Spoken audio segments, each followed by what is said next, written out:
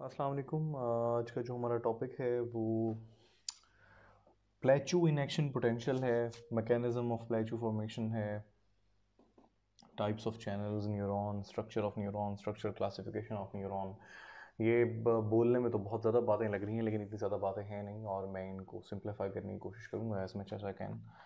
आप ये बात याद रखिएगा कि जो लास्ट टाइम मैंने आपसे बात की थी उसको आप प्लीज़ याद रखिएगा कि आप लोगों ने क्या करना है। आप लोगों ने जो है वो इस लेक्चर को और जो लास्ट हमारा एक्शन पोटेंशियल वाला लेक्चर है उसको अच्छे तरीके से याद कर लेना है, पढ़ भी लेना है। इसमें से कोई क्वेश्चंस होंगे तो वो भी डिस्कशन होगी उसकी हमारी अगली दफ़ा, और हमारी जो डिस्कशन है वो इस लेक्चर के लिए भी होगी।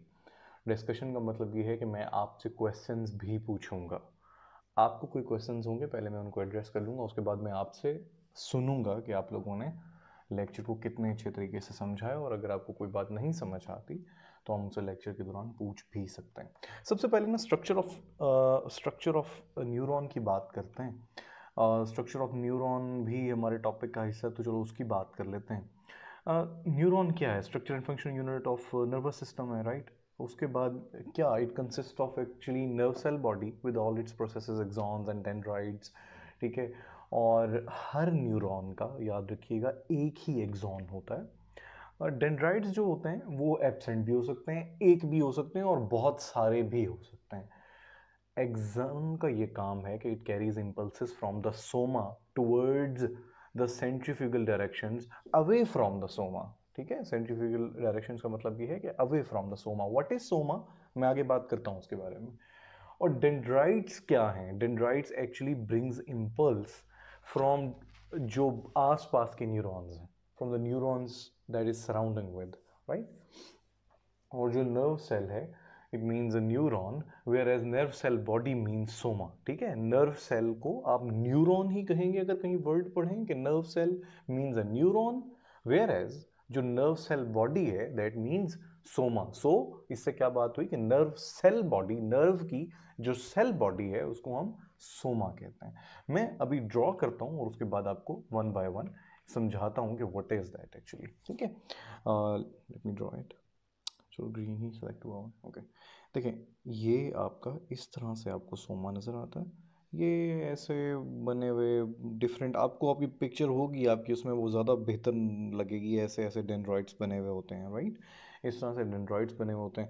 ऐसे समटाइम्स ऐसे भी होते हैं, ठीक है। बस ये सिर्फ एक लेयर बनी हुई होती है ऐसे, ये ऐसे जाके फिर आगे ब्रांचेस बनी हुई होती हैं ऐसे ऐसे। समटाइम्स ऐसे भी होती हैं डेंड्राइट्स। तो सोमा जो है उसकी जो सेल बॉडी है, जो soma it's a cell body ना, तो जो सोमा है जो सेल बॉडी है उसके टेंटेकल्स निकले हुए हैं, ठीक है। जैसे स्टार फिश के होते हैं, टेंटेकल्स निकले हुए हैं और उनको हम कह देते हैं कि ये डेंड्राइट्स हैं, ठीक है। अब मैं इसको और ज़्यादा भी अगर क्लियर बना दूं तो मैं उसको इस तरह भी बना सकता हूँ कि अगर मैं इसको बना दूं कि बीच में ही मैं सोमा बना दूं, ऐसे एक पूरा कंप्लीट सेल बॉडी बना दूं, ठीक है। और उसके बीच में एक न्यूक्लियस होता है, और एक्चुअली होता है, ठीक है। याद रखिएगा कि हमेशा सोमा में न्यूक्लियस एक्चुअली होता है। और उसके बाद मैं ऐसे बना दूं कि जी ये डेंड्रॉइड्स हैं, फिर उसके आगे से ऐसे ये इस तरह से ब्रांचेज निकली हुई होती हैं, क्योंकि it receives a signal from the surrounding neuron, ठीक है। इसका ये फंक्शन भी है, मैं आगे आगे डिस्क्राइब भी करूँगा, ठीक है। इस तरह से ये हमने बना दिया। इस तरह से बहुत सारे ऐसे हैं डेंड्राइट्स होते हैं, एब्सेंट भी हो सकते हैं, थोड़े भी हो सकते हैं, एक भी हो सकता है, बहुत सारे भी हो सकते हैं, मोस्टली मल्टीपल होते हैं, ठीक है। इसके एक एंड से यहाँ से एक्सॉन निकल रहा होता है, ठीक है। एक्सॉन को भी आगे मैं डिस्क्राइब करूँगा व्हाट इज एक्सॉन। अच्छा, तो फिर एक्सॉन जो होता है वो हम मोटा डायमीटर के साथ बना देता हूँ कि ज़्यादा डायमीटर के साथ मैं बना देता हूँ कि ये एक एक्सॉन है, ठीक है। ये जो एक्सॉन एक लंबा सा बना है, इस एक्सॉन के अराउंड कुछ माइलिन शीट भी होती हैं इस तरह से। मैं आगे डिस्कस करूंगा कि क्या माइलिन शीट होती है, इसका क्या काम है, ना हो तो कौन सी डिजीजेस होती हैं, आगे डिस्कस करूंगा। सिर्फ यहाँ तक ये याद रखिए, यहाँ पे एक माइलिन शीट होती है और उसके जो बीच में जहाँ ये माइलिन शीट नहीं है, this is called node of रेनवायर, ठीक है।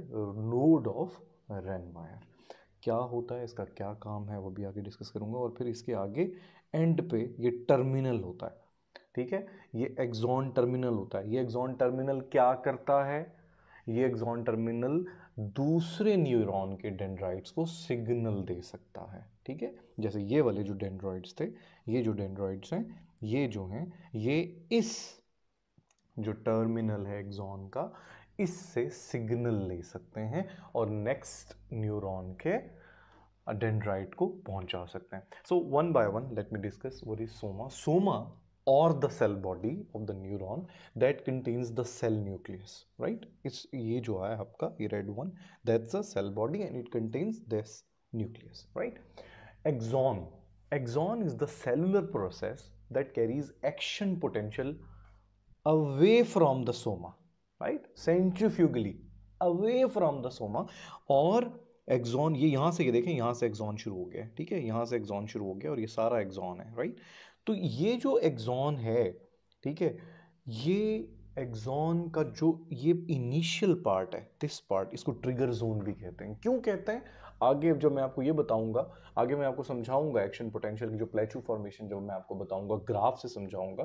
आज हम एक्शन पोटेंशियल को और ज़्यादा डिस्क्राइब करेंगे, तो जो मैं ग्राफ से समझाऊंगा तो आपको पता चल जाएगा कि व्हाट डज दैट मीन कि इस ये जो जगह है इसको ट्रिगर जोन क्यों कहते हैं। लेकिन आप ये याद रखिए कि ये जो एक्सॉन है, ये पूरा ही एक्सॉन है ना, एक्सॉन का जो ये इनिशियल पार्ट है, ये जो पार्ट है इनिशियल पार्ट, इसको हम ट्रिगर जोन भी कहते हैं, राइट। क्योंकि यहाँ से एक्शन पोटेंशियल ट्रिगर होता है। एक्शन पोटेंशियल कैसे आया? स्टिमुलस आया, डेंड्राइट को स्टिमुलस मिला, डेंड्राइट को स्टिमुलस मिला, सोमा तक गया, सोमा ने उस स्टिमुलस को, यहाँ से सोमा ने उस स्टिमुलस को ट्रिगर जोन तक पहुंचाया और ट्रिगर जोन में बहुत ज्यादा डेंसिटी में सोडियम चैनल्स पड़े हुए हैं।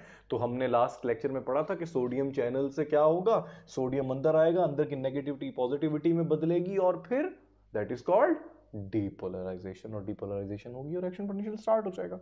It's very simple. अगर आपने लास्ट लेक्चर गौर से सुना है आपको ये बात ज्यादा मुश्किल नहीं लगेगी, राइट। चले आगे बात बढ़ाते हैं। चले, एक्सॉन की बात हो गई। काफ़ी अक्सर जो है ये एक्सॉन जो होता है काफ़ी लंबा होता है और उसकी मल्टीपल ब्रांचेस भी होती हैं, ठीक है। डेंड्राइट्स क्या हैं? Similar to axons but it receives impulses, right. Impulses receive करेगा from the other neurons. Many neurons have an extensive set of dendrites actually, ठीक है। और उस सेट को, ये जो मैंने ये देखे ना, ये जो आपने ये पूरा सेट बना हुआ, ये वन, ये देखो ना, ये 1 2 3 4, ये 4 का सेट बना हुआ है ना, इस सेट को अक्सर डेंड्रिटिक ट्री भी कहते हैं। बुक्स में ना ये वर्ड यूज़ हुआ होता है, दैट्स व्हाई मैं इस वर्ड को यहाँ यूज़ कर रहा हूँ कि कहीं कंफ्यूज ना हो जाओ कभी। अच्छा, फिर क्लासिफिकेशन क्या है न्यूरॉन की? चलो यहीं पे ही बात कर लेते हैं। कुछ सेंसरी न्यूरॉन्स होते हैं, ठीक है, जो सेंसरी, जो क्या होती है सेंसरी न्यूरॉन्स, क्या कर सकते हैं आपकी वाइब्रेशन को देखने के लिए कि आपको वाइब्रेशन फील हो रही है कि नहीं, मतलब डिफरेंट टाइप ऑफ सेंसेस को जो एक्चुअली ऑप्टिमाइज करेंगे और आपको फील करवाएंगे कि ये किस टाइप की सेंस है, किस टाइप का टच है, ठीक है। उसको हम सेंसरी न्यूरॉन्स कहेंगे, जो signals sense of touch, sense of vibration, sense of proprioception को हम तक पहुंचा रहे हैं। और जितनी भी आगे सेंस ऑफ पेन है और सेंस ऑफ बहुत सारी सेंसेस हैं, ठीक है, वो जितनी भी वो सेंसरी सेंसेशंस हैं जो हम फील कर सकते हैं, जैसे बहुत सारी चीज़ों के सिम्टम्स हैं जो हम फील कर सकते हैं, वो कहाँ से आ रहे होते हैं? सेंसरी न्यूरॉन से। बर्न को हम फील कर सकते हैं, टेम्परेचर को हम फील कर सकते हैं, प्रोप्रियोसेप्शन को फील कर सकते हैं, वाइब्रेशन को फील कर सकते हैं, ठीक है, कोल्ड फील कर सकते हैं, वार्म फील कर सकते हैं, बहुत सारी चीज़ें हम फील कर सकते हैं, तो वो सेंसरी न्यूरॉन्स के थ्रू हैं। और जो मोटर न्यूरॉन्स हैं ये कहाँ पे होंगे?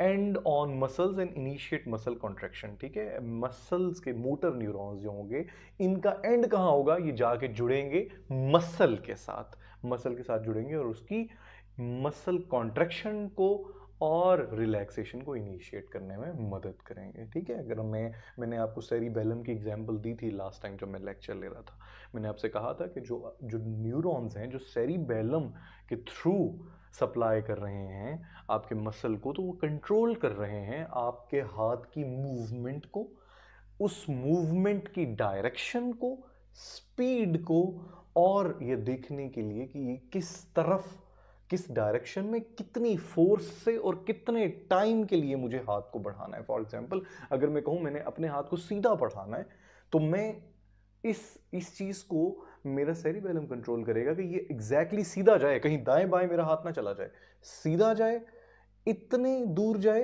3-4 सेंटीमीटर आगे बढ़े और इतने टाइम में बढ़े, एकदम ले जाऊं या आराम से हाथ को आगे की तरफ बढ़ा लूं।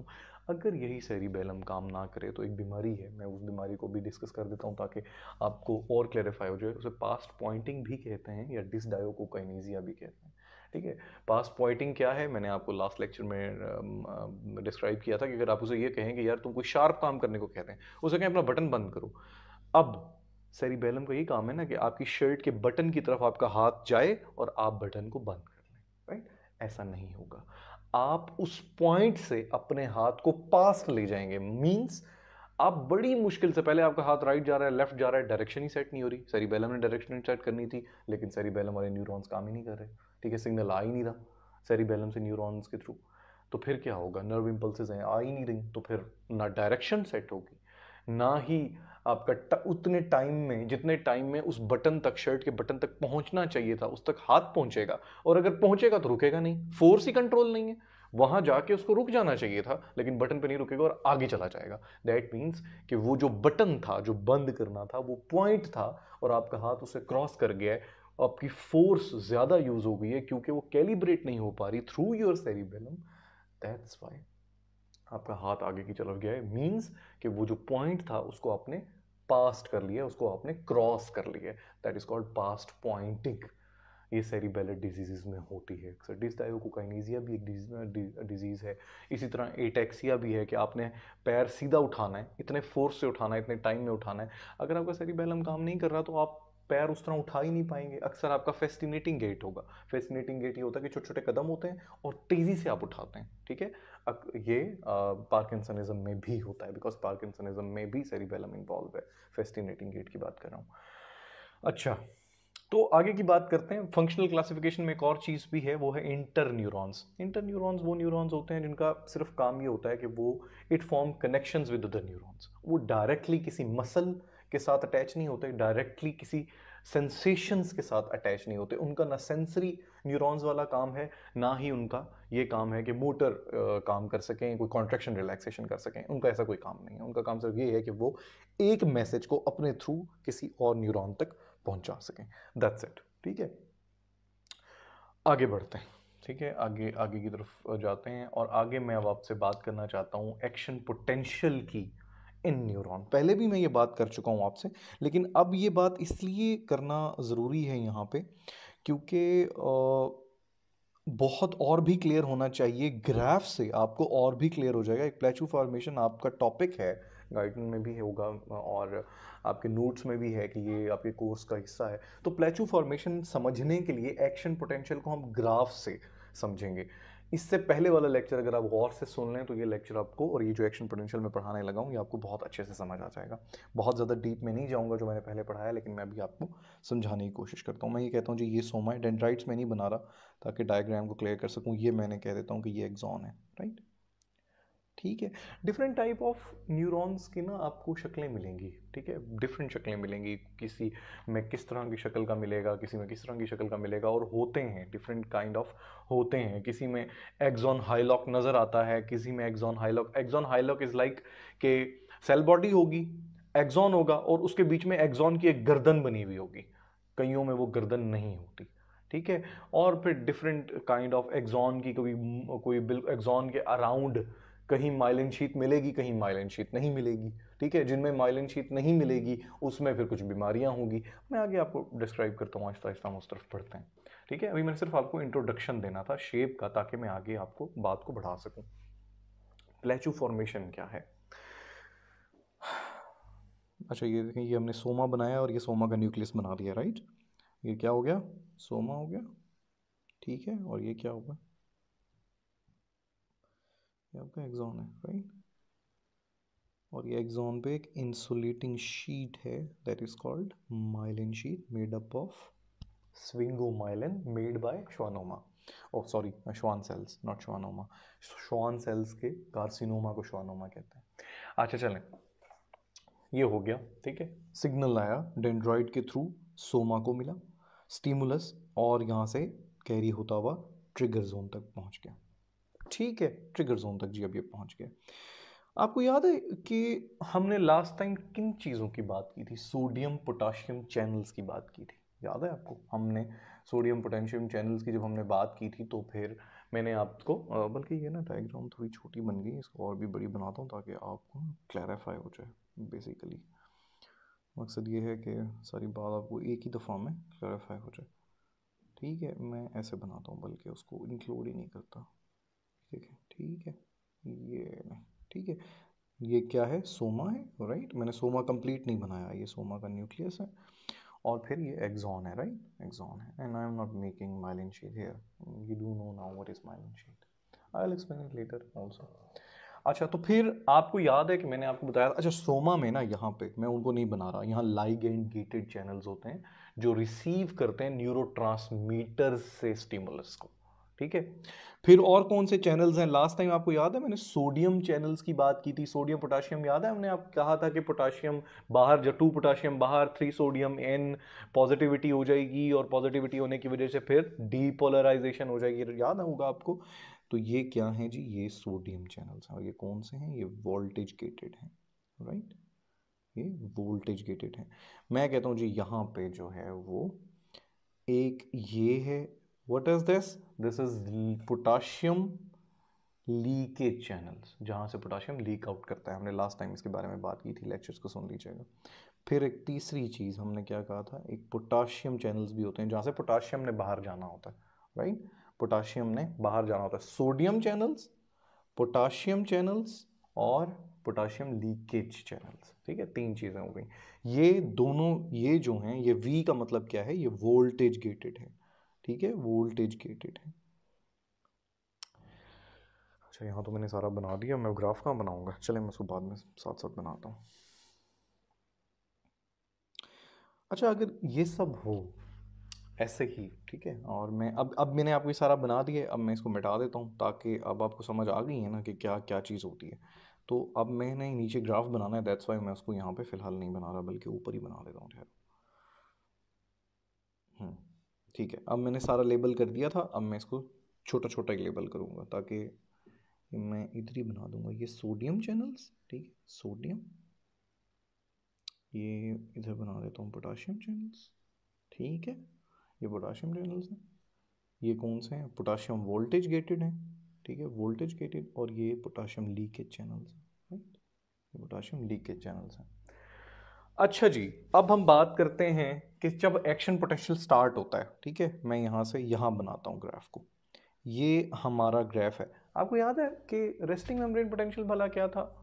हमारा रेस्टिंग मेम्ब्रेन पोटेंशियल था -0.07, ठीक है। मैं कहता हूँ जी ये हमारा रेस्टिंग पोटेंशियल है, ठीक है, -0.07।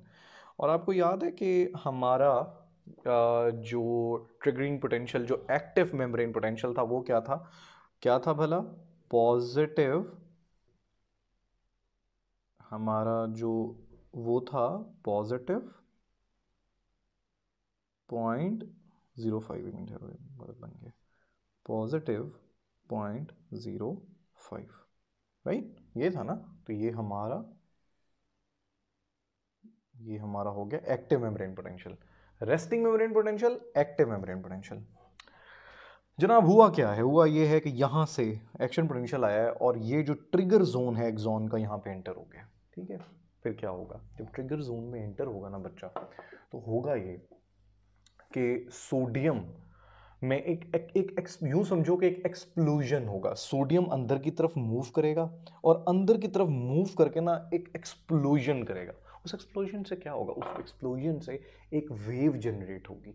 वो वेव, वो जो एक्सप्लोजन से एक वेव जनरेट हुई है, वो वेव ऐसे मूव करना शुरू कर देगी और आगे लाइन में जितने सोडियम चैनल्स हैं उनको डीपोलराइज करती जाएगी। याद है लास्ट टाइम मैंने आपसे क्या कहा था कि वो जो ब्रिसल्स हैं, जो कंघी के किसी कॉम के ब्रिसल्स हैं, उनको अगर आप अंगूठे से यूं टेढ़ा करते जाओ वो वापस अपनी जगह पे आ जाते हैं। पहले वो आपकी अंगूठे की वजह से वो टेढ़े होते जाते हैं और जब आपका अंगूठा गुजर जाता है तो वो वापस अपनी जगह पे आ जाते हैं।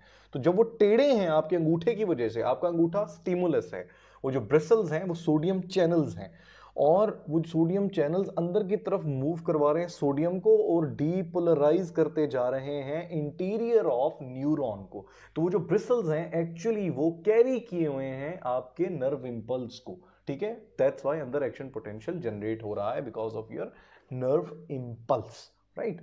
तो फिर हो क्या रहा है, सोडियम चैनल्स अंदर जितने भी हैं वो ओपन होना शुरू हो जाएंगे।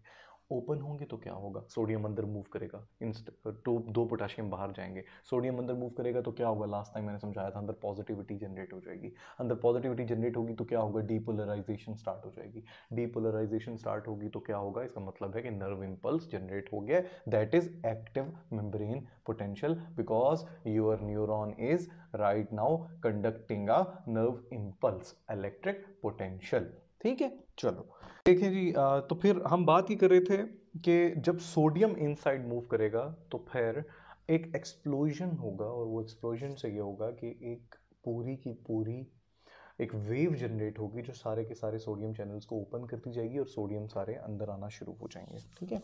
सोडियम जब सारे अंदर आना शुरू होंगे तो फिर वो वेव जनरेट होगी और डीपोलराइजेशन होती जाएगी। वाई, बिकॉज जो अंदर का नेगेटिव है वो पॉजिटिव में बदलना शुरू हो गया, क्योंकि रेस्टिंग मेम्ब्रेन पोटेंशियल में हमेशा inside of neuron will be negative, ठीक है। सोडियम अंदर आया तो 3 सोडियम अंदर आए, 2 पोटेशियम बाहर गए, इनसाइड ज़्यादा पॉजिटिविटी होगी और उसके बाद फिर क्या होगा, उसके बाद फिर आपका एक्शन पोटेंशियल जनरेट हो जाएगा। दैट्स वाई, क्योंकि यहाँ पे सोडियम चैनल्स, ये जो हिस्सा है एक्सॉन का, यहाँ सोडियम चैनल्स बहुत ज़्यादा डेंसिटी में होते हैं। That's why it is called trigger zone, because यहाँ पे ट्रिगर होता है, स्टार्ट होता है आपका एक्शन पोटेंशियल। उसके बाद क्या होता है, अब मैं ये कहता हूँ जी, ग्राफ हमने बनाया था पहले भी, मैं दोबारा बना रहा हूँ ग्राफ। ये कहता हूँ जी 0.07 जो है ये हमारा RMP है, रेस्टिंग मेम्ब्रेन पोटेंशियल, और 0.05 जो है ये हमारा एक्शन पोटेंशियल है। सोडियम अंदर आया मींस के रेस्टिंग मेम्ब्रेन पोटेंशियल से अब जनरेट हो गया है आपका एक्शन पोटेंशियल ऊपर की तरफ। सोडियम से ऊपर जाता जाएगा इस फेज को, ये जिधर एक्शन पोटेंशियल की जो वेव है ये जो ऊपर जा रही है, ये जो आपका ग्राफ है ये ऊपर जा रहा है, इसे राइजिंग फेज भी कहते हैं, ठीक है। ऊपर की तरफ जा रहा है आपका जो ग्राफ है, ठीक है। अच्छा, ऊपर की तरफ क्या, ऊपर की तरफ जाके क्यों ऊपर गया, देखें -0.07 था ना, अंदर पॉजिटिविटी ज्यादा आई है तो पॉजिटिव 0.05 की तरफ गया है ना, ठीक है। तो ऊपर की तरफ जाएगी आपकी जो ग्राफ की लाइन होगी, राइजिंग लाइन होगी, ठीक है, क्योंकि वो अपने resting membrane potential which was 0.07 and more negative, now it is moving to more positive because 3 sodiums are coming in exchange of just 2 potassium. That's why अंदर की पॉजिटिविटी बढ़ रही है और एक्शन पोटेंशियल की तरफ जा रहा है आपका न्यूरॉन। तो एक्शन पोटेंशियल आपका जब एक्टिव मेम्ब्रेन पोटेंशियल होता है तो कितना होता है, 0.05। तो आपने देखा कि ये मैं दोबारा ग्रीन में दिखा देता हूं, आपने देखा कि ये जो आपका ग्राफ है ये -0.07 से पॉजिटिव 0.05 तक चला गया। That means action potential generate हो चुका है, रेस्टिंग मेम्ब्रेन पोटेंशियल से आपका न्यूरॉन निकल के एक्टिव मेम्ब्रेन पोटेंशियल में आ गया, राइट। यहां तक बात कंप्लीट हो गई।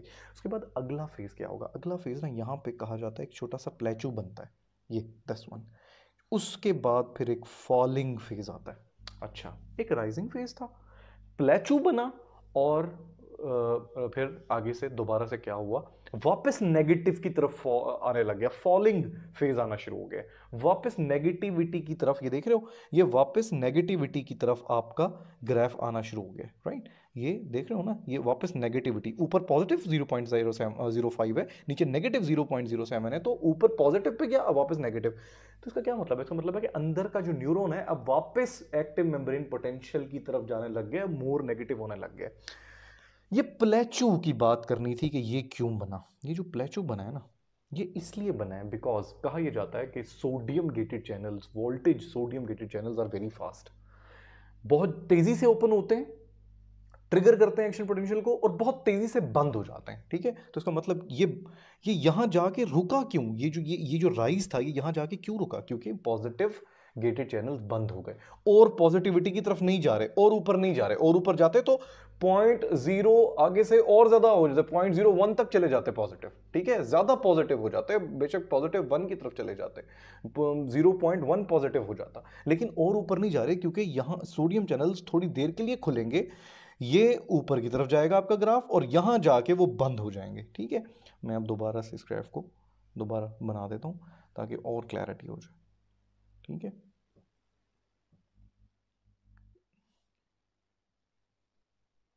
ठीक है, ये जो आपका पोटेंशियल था ये आपका क्या था, रेस्टिंग मेम्ब्रेन पोटेंशियल था विच वाज 0.07, और ये आपका एक्टिव मेम्ब्रेन पोटेंशियल था विच इज पॉजिटिव 0.05। ठीक है, तो फिर क्या हुआ, यहां से एक्शन पोटेंशियल स्टार्ट हुआ, यहां से रेज होता गया रेज होता गया रेज होता गया, एक्शन पोटेंशियल तक चला गया, पॉजिटिव की तरफ चला गया आपका ग्राफ, क्योंकि एक्शन पोटेंशियल अब यहां पे जनरेट हो चुका है।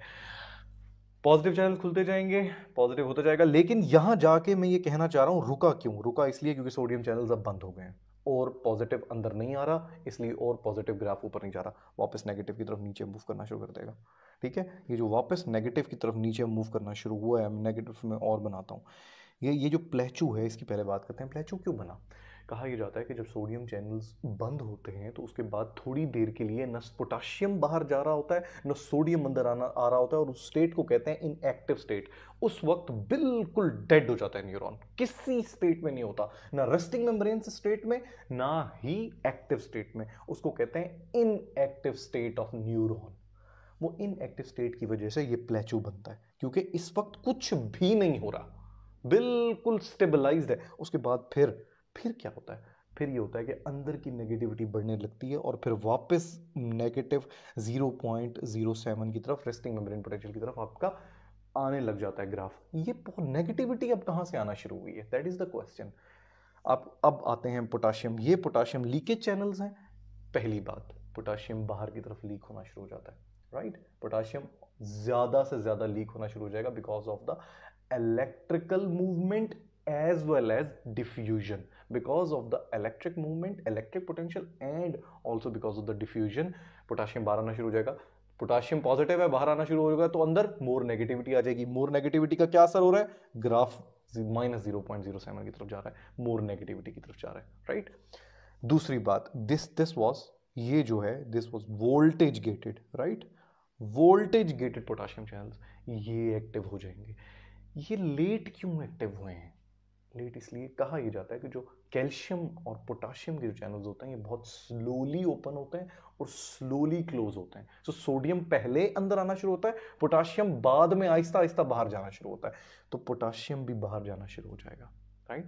पोटाशियम एक तो लीक आउट हो रहा है, सेकेंडली पोटाशियम के जो चैनल्स हैं वो लेट ओपन हुए हैं even after the closure of sodium channels, तो फिर अब पोटाशियम बाहर आना स्लोली स्लोली बाहर निकलना शुरू हो जाएगा। सो ये जो वोल्टेज गेटेड पोटाशियम चैनल्स हैं are much much slower than the voltage gated sodium channels. So फिर जब ये भी ओपन होगा तो और भी ज्यादा पॉजिटिव सोडियम बाहर निकलेगा, अंदर नेगेटिविटी बढ़ना शुरू हो जाएगी और रेस्टिंग मेम्ब्रेन पोटेंशियल अचीव हो जाएगा।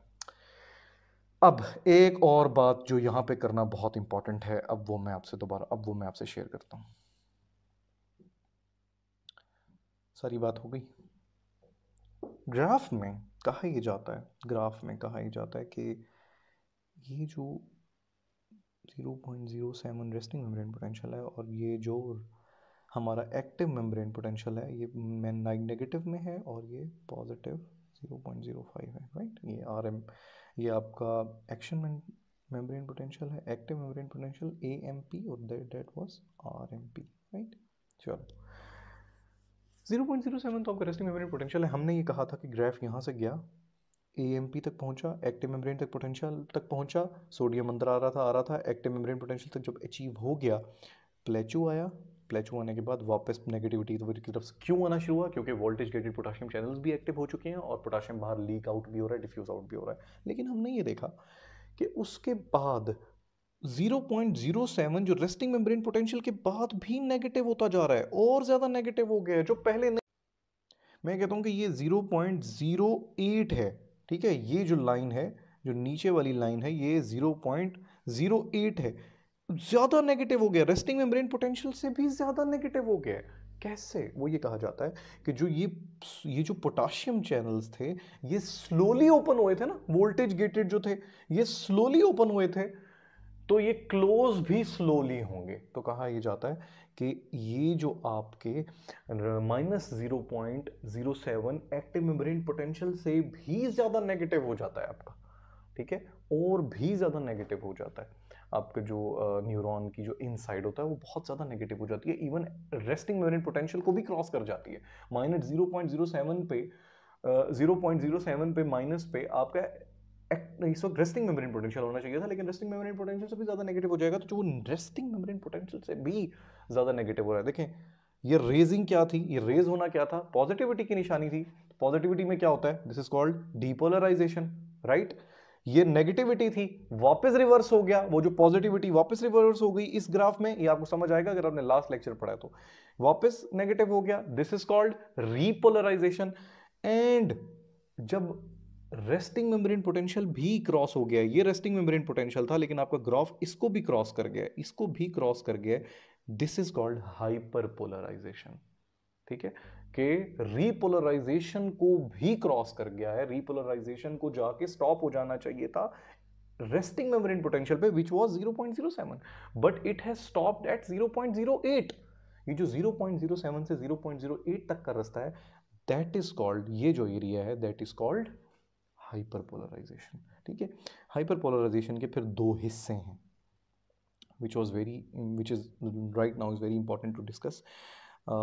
दो हिस्से हैं उस, अच्छा, इस हाइपरपोलराइजेशन को रिफ्रैक्टरी पीरियड भी कहते हैं। क्यों कहते हैं आगे डिस्क्राइब करूंगा। ये देखें ना, यहाँ पे ये ग्राफ यहाँ गया था, एक्टिव मेम्ब्रेन पोटेंशियल अचीव करके प्लेचो बना के वापस नेगेटिव आ गया था, यहाँ आके उसे स्टॉप हो जाना चाहिए था, but it isn't stop because potassium अभी भी लीक आउट कर रहा है, नेगेटिविटी और से और बढ़ रही है क्योंकि पोटाशियम चैनल स्लोली क्लोज होता है, जैसे वो स्लोली ओपन हुआ था ऐसे ही स्लोली क्लोज होता है। यहाँ से फिर ये रेफ्रैक्टरी पीरियड, ये फिर नीचे से जाके वापस रेस्टिंग मेम्ब्रेन पोटेंशियल पे जाके अचीव कर लेगा, 0.08 तक आएगा, ठीक है, 0.08 तक आएगा और उसके बाद जाके अचीव कर लेगा अपना resting membrane potential which was 0.07। अच्छा, ये जो चीज़ है जिसको मैं कह रहा हूँ ये हाइपर पोलराइजेशन है, इसको हम रिफ्रैक्टरी पीरियड भी कहते हैं। रिफ्रैक्टरी पीरियड के ना दो हिस्से हैं, कहा जाता है एक रिलेटिव रिफ्रैक्टरी पीरियड है, एक एब्सोल्यूट रिफ्रैक्टरी पीरियड है। ये जो एब्सोल्यूट रिफ्रैक्टरी पीरियड है ना, इसमें कहा जाता है कि कभी भी बेशक स्टिमुलस कितना ही स्ट्रॉन्ग क्यों ना हो, न्यूरॉन वापस ट्रिगर नहीं होता। रिफ्रैक्टरी पीरियड के दौरान जब न्यूरॉन रिफ्रैक्टरी पीरियड में हो, वो कभी भी वापस दोबारा ट्रिगर नहीं होता।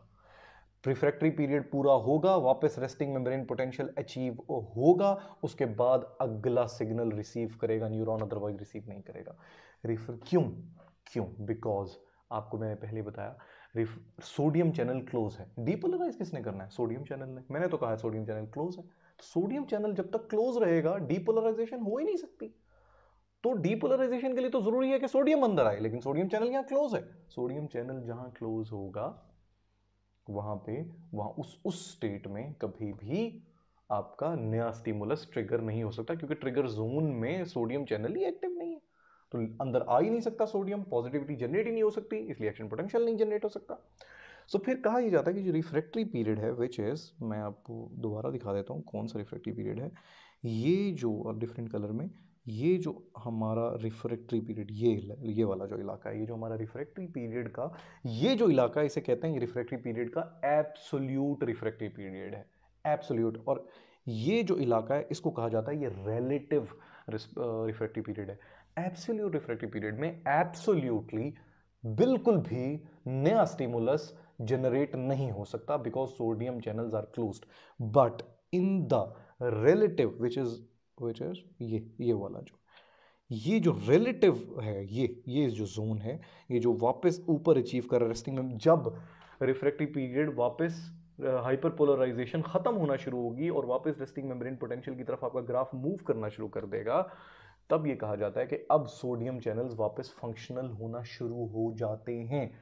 तो यहां पे अगर बहुत जोर से ट्रिगर आए, बहुत जोर से स्टिमुलस आए, बहुत जोर का थ्रेशोल्ड आए, तो हो सकता है कि रिलेटिव रिफ्रैक्टिव पीरियड में आपका नया स्टिमुलस जनरेट हो जाए, नया एक्शन पोटेंशियल जनरेट हो जाए। लेकिन you need a lot of stimulus, lot of force, lot of threshold, lot of electric potential to generate another impulse, another nerve impulse when the graph is in relative refractive period. Why? इसका बड़ा सीधा सा answer है। अब देखो ना, यहाँ गौर करो, थोड़ा सा यहाँ रुक के गौर करो। देखो ये तो एब्सोल्यूट हो गया। अब देखो ये आरएमपी की तरफ जा रहा है, वापस जा रहा है ना रेस्टिंग मेम्ब्रेन पोटेंशियल को। मैंने क्या कहा है कि रेस्टिंग मेम्ब्रेन पोटेंशियल जब तक अचीव नहीं होगा तब तक अगला स्टिमुलस जनरेट नहीं होगा, अगला नर्व इंपल्स जनरेट नहीं होगा, अगला एक्शन पोटेंशियल जनरेट नहीं होगा। अगर मैं कहता हूं कि यहां पे ये जहां ये मैं डैश, ये यहां पे मैं कहता हूं एक नया स्टिमुलस आ गया। अब ये कौन सा है? रिलेटिव रिफ्रैक्टिव पीरियड है। अगर रिलेटिव रिफ्रैक्टिव पीरियड पे एक नया नर्व इंपल्स आ गया जो कि बहुत जोर से थ्रेशोल्ड दिया है, एकदम ऊपर की तरफ चला जाएगा ग्राफ। एकदम ऊपर जाने का क्या मतलब है? डिपोलराइजेशन एकदम हुई है, बिकॉज थ्रेशोल्ड बहुत स्ट्रांग था। अगर यहां होता आपका ग्राफ और यहां होता, अगर resting membrane potential already achieve हो चुका होता तो नर्व इंपल्स में थ्रेशोल्ड ज्यादा नहीं चाहिए, आपको नॉर्मल चाहिए।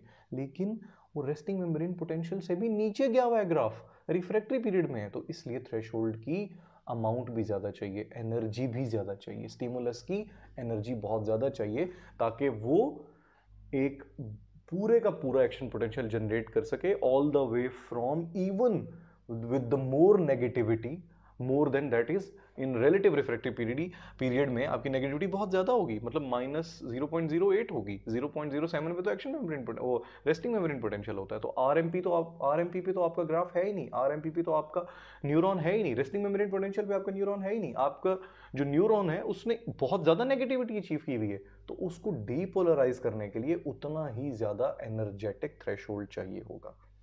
ये बात अगर अभी भी आपको समझ नहीं आई तो आप मुझसे क्लास में दोबारा से पूछ सकते हैं, मैं दोबारा आपके क्वेश्चंस को, इसको गौर से सुन लेना, 2-3 दफा सुन लेना। अगर फिर भी कोई बात समझ नहीं आए तो मुझसे फिर क्लास में पूछ लेना। Alright, let's move on to the next topic. काफी लंबा हो गई ये बात, सो फिर मैं एक दफा रिपीट कर रहा हूं, ठीक है? आप गौर से सुन लेना एक दफा बात को ताकि आपको समझ आ जाए। सोडियम चैनल थे, राइट? पोटाशियम चैनल थे, राइट? लीकेज चैनल थे, वोल्टेज गेटेड थे, लीकेज चैनल्स थे, ठीक है? Sodium voltage gated sodium channel थे। सोडियम अंदर आया, डीपोलराइजेशन स्टार्ट हुई, राइट? सोडियम अंदर आया, डीपोलराइजेशन स्टार्ट हुई, अंदर पॉजिटिव पॉजिटिव पॉजिटिव हो गए, पॉजिटिव हो गए तो उससे क्या हुआ? आपका जो ग्राफ बना देता हूं, आपका जो रेस्टिंग मेम्ब्रेन पोटेंशियल से ग्राफ ऊपर जाना शुरू हो गया एक्शन मेम्ब्रेन पोटेंशियल की तरफ। एक्शन मेम्ब्रेन पोटेंशियल 0.05 पे अचीव हो गया। अचीव होने से क्योंकि ये सारा अंदर पॉजिटिव पॉजिटिव पॉजिटिव आ गया, क्योंकि सोडियम बहुत ज़्यादा आ गए हैं, सोडियम जल्दी एक्टिव होते हैं क्योंकि ये फास्ट वोल्टेज गेटेड चैनल्स हैं, उसकी वजह से जल्दी से ग्राफ ऊपर गया और उसने पॉजिटिव जाके अचीव कर लिया। और फिर अब आपका जो न्यूरॉन है वो एक्टिव मेम्ब्रेन पोटेंशियल में, because it has actually achieve 0.05 right volts. उसके बाद प्लेचू आया बिकॉज सोडियम चैनल्स बंद हो गए, ठीक है? सोडियम चैनल्स बंद हो गए, सोडियम चैनल्स बंद हुए तो उसके बाद इनएक्टिव स्टेट आई, इनएक्टिव स्टेट में एक प्लेचू आया, ये प्लेचू है, ये प्लेचू आया और इनएक्टिव हो गया आपका न्यूरॉन, और क्योंकि ना सोडियम इन हो रहा है ना पोटाशियम आउट हो रहा है। उसके बाद पोटाशियम बाहर की तरफ निकलना शुरू हो जाएगा through two processes which are actually कौन से दो प्रोसेस है? Voltage gated potassium channels and leaky channels, क्योंकि पोटाशियम के लिए परमिएबल है आपकी न्यूरोनल मेम्ब्रेन। पोटाशियम यहां से भी आउट हुआ, यहां से भी आउट हुआ, जो पोटाशियम सारा आउट हुआ तो less positivity is more, less positivity inside of the neuron is more negativity, अंदर नेगेटिव नेगेटिव जनरेट हो गया, नेगेटिव नेगेटिव जनरेट हुआ तो फिर ये -0.07 की तरफ आपका ये ग्राफ नीचे की तरफ मूव करना शुरू हो गया, -0.07 तक पहुंचा, लेकिन और भी नेगेटिव हो गया, रेस्टिंग मेम्ब्रेन पोटेंशियल भी क्रॉस कर गया। क्यों क्रॉस कर गया? बिकॉज अभी स्लोली ओपन्ड जो पोटाशियम चैनल से, now they are even closing more slowly, तो फिर जब वो स्लोली क्लोज होंगे तो थोड़ा सा और नेगेटिव नीचे की तरफ चला जाएगा आपका ग्राफ, ठीक है? रेस्टिंग मेम्ब्रेन पोटेंशियल को भी क्रॉस कर जाएगा, रेस्टिंग मेम्ब्रेन पोटेंशियल भी क्रॉस हुआ तो उस क्रॉस होने को, ये जो क्रॉस हुआ है यहां पे और नीचे की तरफ आया है, this is called refractory period और हाइपरपोलराइजेशन। रिफ्रैक्टरी पीरियड पे जब आएगा तो फिर रिफ्रैक्टरी पीरियड के दो हिस्से हैं, दो हिस्सों में से एक हिस्से को कहा जाता है एब्सोल्यूट रिफ्रैक्टरी पीरियड, दूसरे को कहा जाता है दूसरे को relative refractive period. Absolute refractive period में कितना ही जोर का स्टिमुलस दोबारा जनरेट ना हो जाए, कितना ही जोर का थ्रेशोल्ड दोबारा आ जाए, न्यूरॉन रिसीव नहीं करता, ट्रिगर नहीं करता अनदर नर्व इंपल्स को। सेकेंडली रिलेटिव रिफ्रैक्टिव पीरियड में अगर बहुत स्ट्रॉन्ग स्टिमुलस आ जाए तो वो नर्व इम्पल्स को जनरेट करना अलाउ कर देता है। मैंने रिपीट कर दिया है। अच्छा, इधर से ना मैं आपको एक और बड़ा बेसिक सी नई बात बताना लगाऊं यहाँ पे, जिससे आपको थोड़े सी और एक क्वेश्चन यहाँ पे उठता है, ऐसा क्यों है, ये रिफ्रैक्टरी पीरियड ज़रूरी क्यों है? अल्लाह ताला ने हर चीज़ में एक रीज़न रखी है। इसलिए है कि जब आपका यूं मूव कर रहा है आपका नर्व इम्पल्स, ज़ाहिर एक्सॉन से सेंट्रीफ्यूगली मूव कर रहा है ना, ये सोमा है, इससे दूर मूव करेगा ना अलोंग द एक्सॉन।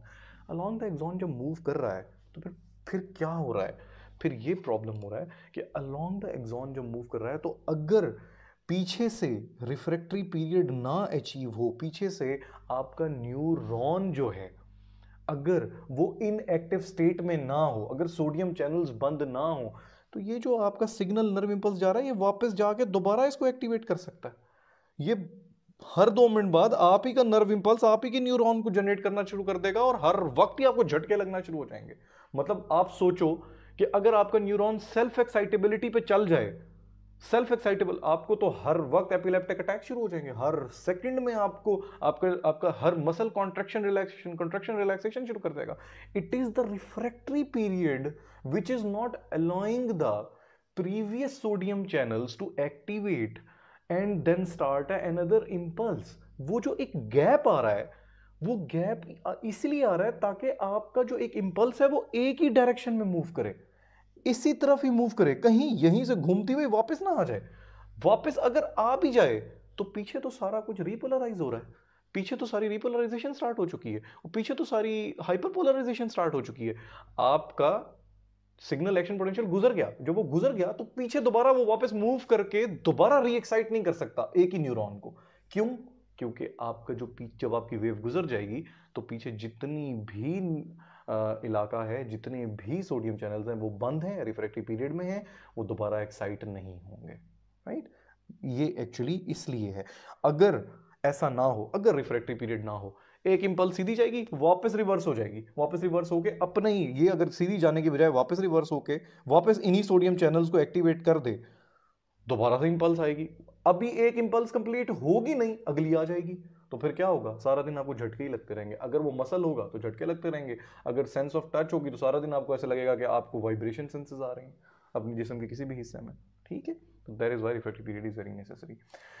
2-3 चीज़ें और हैं जनाब, हमने स्टार्ट में मैंने आपको एक्सप्लेन की थी। अच्छा, मैं अब वैसे ही एक्सप्लेन कर देता हूँ। अच्छा, एग्जॉन में आप लोग पढ़ भी लीजिएगा, मैं अब ज़्यादा टाइम नहीं लेता। एक तो नर्व ट्रंक एक चीज़ होती है। नर्व ट्रंक क्या होती है? तो अच्छा जी, ये आपका सोमा है, ये आपका नर्व है, राइट? ये आपकी पूरा एक्सॉन है। मैंने कहा था मैं माइलिन शीट को बाद में डिस्क्राइब करूँगा। ये माइलिन शीट है। अब ना माइलिन शीट को पता है क्या समझें? इलेक्ट्रिकल वायर के ऊपर प्लास्टिक कोटिंग होती है ना, that is called insulator. That is the insulation of your axon. Myelin sheet is actually, ये एक्चुअली होते ही यही है। माइलिन शीथ जो है it is composed of Schwann cells. ठीक है, श्वान सेल्स यहाँ पड़े हुए होते हैं, ये यहाँ पे पड़े हुए होते हैं, राइट? श्वान सेल्स जो है इसके ऊपर पड़े हुए होते हैं। Multiple layers of Schwann cells पड़ी हुई होती है, उसकी मल्टीपल लेयर्स जो है, and it contains a lipid substance called sphingomyelin. ठीक है, ये जो आपकी, और it actually rotates around the axon. मैं आपको और भी क्लैरिटी से बताता हूँ इसको कि how it rotates along the axon, बल्कि यहीं भी बता देता हूँ। ये देखो, मैं कहता हूँ मैंने ना एक क्रॉस सेक्शनल एरिया ले लिया है। ठीक है, क्रॉस सेक्शन ले लिया है। मैं कहता हूँ ये एक्सॉन का हिस्सा है। ठीक है, ये एक्सॉन है, और उसके अलावा ये एक्सॉन, बल्कि ऐसे समझ नहीं आएगी आपको, ठहरो। मैं कहता हूँ ये एक्सॉन है, राइट? इसके अराउंड ऐसे कॉइल्ड है, ये यूं, ये क्वाइल्ड हुई हुई है माइलिन शीथ इसके अराउंड, लेकिन हर पूरे एक्सॉन पे क्वाइल्ड नहीं है। कैसे? मतलब ये एक्सॉन हो गया, यहां क्वाइल्ड है, बीच में क्वाइल्ड नहीं है, यहां क्वाइल्ड है, बीच में क्वाइल्ड नहीं है। ये जो जगह है इसका नाम पहले भी मैंने लिया था, रोड ऑफ रेन वायर। ठीक है, नोड ऑफ जो रेन वायर है वहां पे क्वाइल्ड नहीं होगी माइलिन शीथ। माइलिन शीथ है क्या? Why it is necessary? Myelin sheath में क्या पड़ा हुआ है? मैंने अभी कहा lipid substance which is called sphingomyelin. Sphingomyelin is an excellent electrical insulator. ठीक है, ये स्पीड बढ़ा देता है आपके नर्व इंपल्स की। आपका नर्व इंपल्स इन माइलिन शीथ की वजह से जंप करता हुआ जाता है। दैट्स वाई मैंने अगर किसी अपने दूसरे हाथ को टच किया, एक हाथ से दूसरा हाथ टच किया, 1 मिली सेकेंड में मुझे पता चल जाता है कि मेरे एक फिंगर ने दूसरे हाथ के पाम को टच किया। कैसे पता चलता है? Because of this myelin sheath. ये माइलिन शीथ तेजी से मैसेज पहुंचा देती है। कुछ डिजीजेज हैं लाइक गियन बारे सिंड्रोम, ठीक है, कुछ डिजीजेज हैं और भी बहुत सारे डिजीज हैं। गियन बारे मेरे जहन में इस वक्त आ रही है, या मल्टीपल स्क्लेरोसिस को भी कर लो। एक बहुत अच्छी एक्ट्रेस है ईमान अली, उसको मल्टीपल स्क्लेरोसिस है। सो मल्टीपल स्क्लेरोसिस और गियन बारे सिंड्रोम में माइलिन शीथ गायब हो जाती है। उससे फिर क्या होता है? यही होता है, आप टच करेंगे, आपको बड़ी देर बाद जाके कहीं फील होगा। Why? Because your nerve impulse is not jumping in between the myelin sheath. Node of Ranvier तो मौजूद है, सारी खाली एक्सॉन मौजूद है, इंसुलेशन मौजूद ही नहीं है। इसलिए ये 2 डिजीजेज आपको होती हैं, ठीक है। अब उन डिजीजेज में मैं नहीं जा रहा, वो इंशाल्लाह आगे आप पढ़ लोगे, ठीक है। साल्टेटरी कंडक्शन क्या चीज है? causes the depolarization process to jump long intervals along the axis. It increases the velocity of nerve transmission 5 to 50 fold. Saltatory conduction सुन लो। यहां से आपका जहां माइलिन शीथ है, यहां से जंप करना चाहिए ना इंपल्स को। मैं कहता हूं ये इंपल्स जनरेट हुआ है, येलो इंपल्स जनरेट, ये इंपल्स जनरेट हुआ, यहां से सीधा जंप करके यहां गया, यहां पे स्लो हो जाएगा। क्यों? यहां माइलिन शीथ ही नहीं है, ये नोड ऑफ रेनवायर है। यहां स्लो हो जाएगा, ऐसे ऐसे ऐसे ऐसे घूमता रहेगा घूमता रहेगा, फिर एकदम जंप करेगा क्योंकि आगे माइलिन शीथ है। ये जो कंडक्शन का स्टाइल है कि माइलिन शीथ के ऊपर तो जंप कर रहा है, बट नोड ऑफ रेनवायर पे बेचारे को स्लो हो जाता है। फिर माइलिन शीथ आती है, वो खुश हो जाता है, जंप करता है तेजी से, फिर स्लो हो जाता है। That is called saltatory conduction. इस प्रोसेस को साल्टेटरी कंडक्शन कहते हैं, ठीक है। इसकी 2 रीजंस हैं। Actually it conserves the energy for the axon because only the nodes are depolarized, ठीक है। सिर्फ नोड्स डिपोलराइज हो रहे हैं, बाकी तो माइलिन शीथ के ऊपर तो जंप हो रहा है। सिर्फ नोड डिपोलराइजेशन, रिपोलराइजेशन और हाइपरपोलराइजेशन से गुजर रहे हैं, बाकी तो सारी एनर्जी कंजर्व हो रही है। एनर्जी लग ही नहीं रही नर्व की, ठीक है, क्योंकि वो माइलिन शीथ ने मजे करवाए हुए, माइलिन शीथ जंप करवा देती है, ठीक है। एंड सेकंड, मैंने भी आपको बताया, एक और फायदा है साल्टेटरी कंडक्शन का, it increases the velocity of nerve transmission. 5 से 10 वोल्ट तक, 5 से 50 वोल्ट तक स्पीड बढ़ा देती है और तेजी से आपका जो है वो चला जाता है सिग्नल आगे। लेकिन अगर मल्टीपल स्क्लेरोसिस हो आपको, या गियन बारे सिंड्रोम हो आपको, इसमें आपकी माइलिन शीथ एब्सेंट हो जाती है। क्यों हो जाती है? ऑटोइम्यून डिजीज है। कहा यह जाता है, गियन बारे सिंड्रोम की एग्जांपल ले लो, कहा यह जाता है कि आपको सिंपल कोई कंपाइलोबैक्टर जिजनी इन्फेक्शन हुआ अगर आपको आपके स्टमक में, ये एक स्टमक ईटिंग बग है, ठीक है, गैस्ट्रिक ईटिंग बग है। अगर ये बैक्टीरियल इन्फेक्शन आपको हो गया और इसके अगेंस्ट आपके एंटीबॉडीज बनेंगे, तो वो एंटीबॉडीज कुछ एबनॉर्मल भी बन जाते हैं। वो एबनॉर्मल एंटीबॉडीज आपकी माइलिन शीथ को समझते हैं कि कोई बाहर का फॉरेन ऑब्जेक्ट है और उसके अगेंस्ट लड़ाई शुरू कर देते हैं। तो एक्चुअली आपके इम्यूनिटी बूस्ट करने वाले एंटीबॉडीज आप ही के tissue which is myelin sheath, उसी के अगेंस्ट लड़ पड़ेंगे और आपकी माइलिन शीथ डिस्ट्रॉय कर देंगे। That is why it is called autoimmune disease. So वो माइलिन शीथ डिस्ट्रॉय हो जाएगी।